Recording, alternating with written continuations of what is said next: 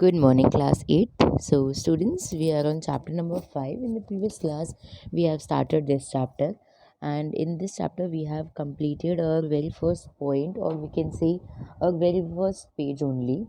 And in that page, we have completed one topic, which is what is the role of judiciary. So, there are major three roles. First is dispute resolution, जो भी समस्याएं किसी दो इंसान के बीच हो या फिर सिटीज़न और गवर्नमेंट के बीच में हो या फिर दो गवर्नमेंट के बीच में हो, ये सारे के सारे रिजोल्यूशन सॉल्यूशंस कौन कर रहे हैं? आपके जो कोर्ट्स होते हैं वो करते हैं।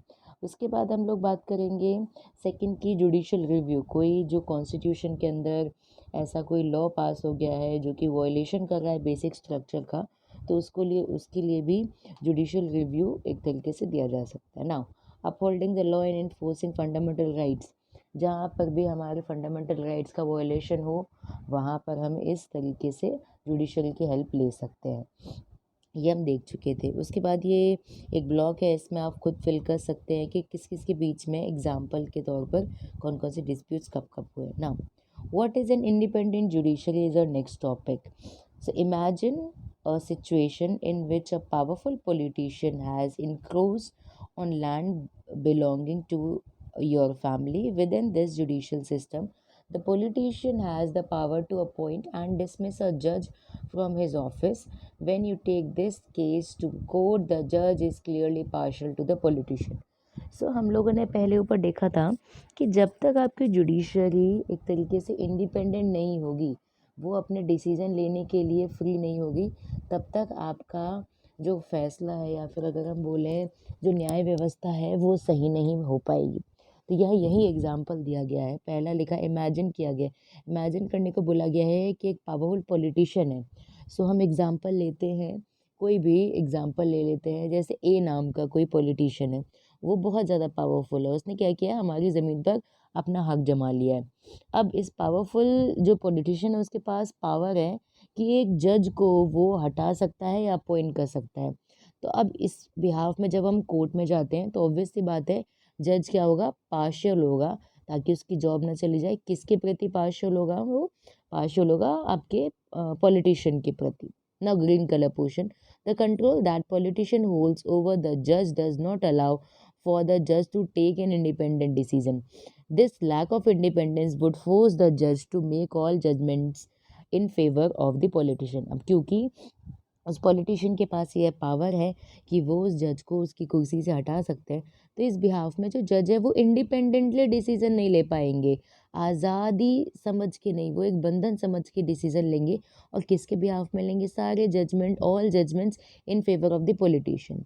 Now light blue colour portion, although we often hear of rich and powerful people in India trying to influence the judicial process, the Indian constitution protects against this kind of situation by providing for the independence of judiciary. कई बार ऐसा अमीर जो लोग होते हैं वो घूस खिला दी या फिर कभी गलत तरीका अपना दिया, उनके फैमिली मेम्बर्स पर हमला किया, ये खुद उन पर हमला किया, इस तरीके से गलत तरीके से वो क्या कर सकते हैं, सिचुएशन को अपने बिहाफ में मोड़ने की कोशिश कर सकते हैं। तो यहाँ सेकंड लाइन में लिखा हुआ है ब्लू कलर पोर्शन में, द इंडियन कॉन्स्टिट्यूशन प्रोटेक्ट करता है इस तरीके की सिचुएशन। कौन सी? ऊपर वाली जिसमें पॉलिटिशियन फ़ायदा उठा रहा है, और नीचे वाली जिसमें जो रिच पीपल और पावरफुल पीपल है वो इन्फ्लुएंस कर सकते हैं। तो बाकी कैसे हमें आज़ादी दे रहा है, कैसे हमें फ्रीडम दे रहा है? Independence, last line blue colour portion में लिखा है इंडिपेंडेंस ऑफ जुडिशरी।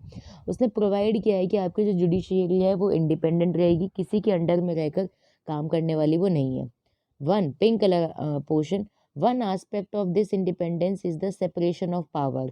पावर्स को बांट दिया गया है। ये हमने फीचर्स देखे थे, की फीचर्स जब हम चैप्टर नंबर फर्स्ट में देख लेते तो इस की फीचर्स में क्या था, सेपरेशन ऑफ पावर भी था।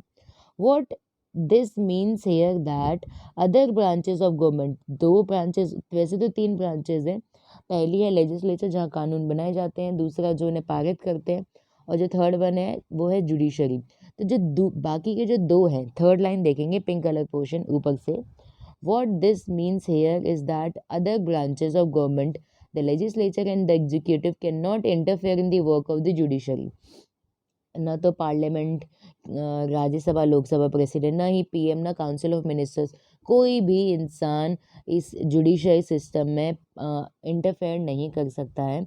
वो एकदम फ्री हैं जो आपके को जजेस होते हैं डिसीज़न लेने के लिए। कभी भी इन पर किसी भी तरीके का दबाव नहीं बढ़वाया जा सकता है, डलवाया जा सकता है। The courts are not under the government, क्योंकि आपकी जुडिशरी सिस्टम गवर्नमेंट के अंदर नहीं आती। गवर्नमेंट को हमने चुन के भेजा है, तो उसके अंडर में आपकी जुडिशरी सिस्टम नहीं आती है, इसीलिए वो उनके बिहाफ में डिसीजन या फिर एक्ट भी नहीं करेगी। Now yellow colour portion for the above separation, ऊपर जो हमने देखा कि अलग कर दिया, हमने पावर को ही अलग कर दिया। So for the above separation to work well, it is also crucial that all judges in high courts as well as Supreme Court are appointed with very little interference from these other branches of the government. तो हमने क्या किया, जब आपके जो जजेस हैं, high court की बात कर लो या सुप्रीम कोर्ट की, किसी भी तरीके की कोर्ट की बात कर लो, तब अगर इन लोगों का इन्फ्लुएंस होगा तो एक तरीके से जान पहचान बोल सकते हैं, तो किसी भी तरीके से ये जो भी केसेस है उनको रुख बदलने की कोशिश कर सकते हैं।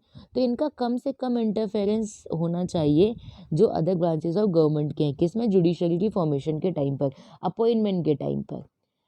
The second last line yellow colour portion, once appointed to this office it is also very difficult to remove जज। जैसे ही आपकी कुर्सी पर जज बैठ जाता है तो उसको हटाना भी मुश्किल है। It is green color portion. It is the independence of the judiciary that allows the courts to play a central role in ensuring that there is no misuse of power by the legislature and the executive. अब यहाँ पर किसका काम आ रहा है, independence judiciary का। ये allow कर रहा है कोर्ट को एक इम्पॉर्टेंट रोल प्ले करने का कि वो अपनी पावर का यूज़ ना कर pi by the legislature and the executive. Executive और लेजिस्लेचर अपनी पावर का अगर यूज़ करेंगे, उन्हें रोकने के लिए कौन है, जुडिशरी है। Now, it also plays a crucial role in protecting fundamental rights of citizens because anyone can approach the court if they believe that their right have been violated. अगर किसी के अधिकारों का हनन, मौलिक अधिकारों का हनन हो रहा है, तो वो कोर्ट जा सकते हैं ताकि वो एक कंप्लेंट दर्ज कर सके कि ऐसा ऐसा गवर्नमेंट ने या फिर किसी भी इंसान ने किया है। जैसे मान लिया किसी ने किसी को किडनैप करके या फिर बहुत साल तक बंदी बना के रखा है, तो ये क्या है, एक तरीके से हमारी फ्रीडम, जो राइट ऑफ फ्रीडम मिला है, उसको एक तरीके से वायलेट कर रहा है। ठीक है, तो इसे हम क्राइम भी बोलेंगे वैसे तो, और एक तरीके से आज़ादी का हनन भी बोल सकते हैं। इक्वालिटी नहीं, कोई डिस्क्रिमिनेशन किया जा रहा है, तो वहाँ पर आप कोर्ट जा सकते हैं। Now what is the structure of court in India. आपको नीचे एक ट्रायंगुलर पोर्शन दिख रहा है, तो ये स्ट्रक्चर सबसे निचले में, फिर उसके ऊपर मिड पोर्शन में, फिर सबसे ऊपर देखेंगे अभी हम क्या फिल करते हैं। There are 3 different levels of courts in our country. There are several courts at the lower level while there is only one at the apex level. सब लोअर लेवल पे बहुत सारे कोर्ट है और ऊपर एक ही है, supreme court. The courts that most people interact with are what are called subordinate और डिस्ट्रिक्ट कोर्ट। जिनका सामना जिन लोगों का सामना आम तौर पर डिस्ट्रिक्ट कोर्ट से पड़ता रहता है, यहाँ बात वही की जा रही है, लोगों का सामना, मोस्ट ऑफ द पीपल, सबसे पहले डिस्ट्रिक्ट कोर्ट से इंटरेक्शन होता है उसका। उसके बाद they are usually at district और तहसील और in towns and they hear many kinds of cases. Each cases divide होते हैं डिस्ट्रिक्ट के अंदर that are presides over by a district जज। इनके लिए एक डिस्ट्रिक्ट जज बैठे हुए हैं। अब हाई कोर्ट की यहाँ पे बात की जाएगी। Each state has a high court.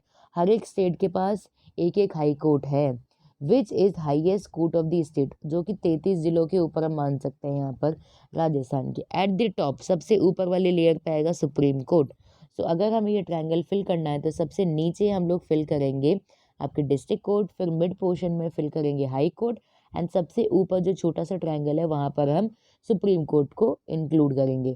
Second line light blue colour portion, at the top is the supreme court. सबसे ऊपर क्या है, सुप्रीम कोर्ट, जो कि दिल्ली में लोकेटेड है, जो जिसको प्रिसाइड मतलब जिसमें हेड कौन है, हमारे चीफ जस्टिस ऑफ CJI ने बोलते हैं, chief justice of India. Now you have to write down that who is our current chief justice of India right now, who is our current chief justice of India. The decisions made by the Supreme Court are binding on all other courts of India.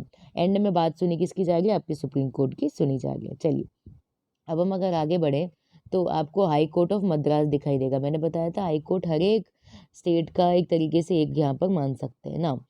Are these different levels of court connected to each other, yes they are. अब देखिए हमने ऊपर district court देखे, फिर उसके नीचे हम लोगों ने उसके ऊपर हम लोगों ने हाई कोर्ट देखा, फिर उसके बाद हम लोगों ने आपके डिस्ट्रिक्ट कोर्ट देखे। तो ये क्या एक दूसरे से इंटरकनेक्टेड है। In India we have second line pink colour portion, in India we have integrated judicial system, सभी एक दूसरे से जुड़े हुए हैं, meaning that the decision made by the higher courts are binding on the lower court. Another way to understand this integration is through an appellate system that exists in India. This means that a person can appeal to a higher court if they believe that the judgment passed by a lower court is not just. नीचे appellate court की एक example दिया है, that we will discuss in the next class. तो अभी पहले यहाँ देख लेते हैं। सबसे पहले आज का होमवर्क है that you have to draw this triangle. इसके 3 पार्ट्स हैं। सबसे नीचे है आपके डिस्ट्रिक्ट कोर्ट, यहाँ लिखेंगे आप लोग। उसके बाद मिड में आप लोग लिखेंगे high court, then after you have to write down where is supreme court. जो सबसे ऊपर वाले टैग पे सुप्रीम कोर्ट ये लिखेंगे। उसके बाद आपको बताना है who is CJI, chief justice of India, जो कि सुप्रीम कोर्ट के एक तरीके से पूरे हेड मान सकते हैं हम उनको। तो उनका 2 क्वेश्चन हैं, आपको उन 2 क्वेश्चन के आंसर लिखने होंगे। अगर आपको कहीं पर भी कोई दिक्कत आती है देन यू कैन आस्क। तो नीचे यहाँ पर बताया गया है कि अगर कहीं पर भी जैसे जजमेंट डिस्ट्रिक्ट कोर्ट में सबसे निचला कोर्ट है डिस्ट्रिक्ट कोर्ट। तो डिस्ट्रिक्ट कोर्ट में अगर कोई फैसला राम के खिलाफ आता है तो राम कहाँ जा सकते हैं, हाई कोर्ट जा सकते हैं। वहाँ पे भी उनके खिलाफ फैसला एक तरीके से उनके खिलाफ आता है, ऊपर सुप्रीम कोर्ट में भी। तो एंड में हम मानेंगे किसकी, सुप्रीम कोर्ट की। मान लो आप लोअर कोर्ट यानी डिस्ट्रिक्ट कोर्ट के फैसले से खुश नहीं हो तो आप सुप्रीम कोर्ट जा सकते, आप हाई कोर्ट जा सकते हो। हाई कोर्ट के फैसले से भी कुछ नहीं होता, आप सुप्रीम कोर्ट जा सकते हो। तो इस तरीके से काम आपका चलता है। Now in the next class we will discuss this example and the other points also. So I hope you all have understood the structure of the courts in India and today's homework also. So that's it to today's class. Thank you.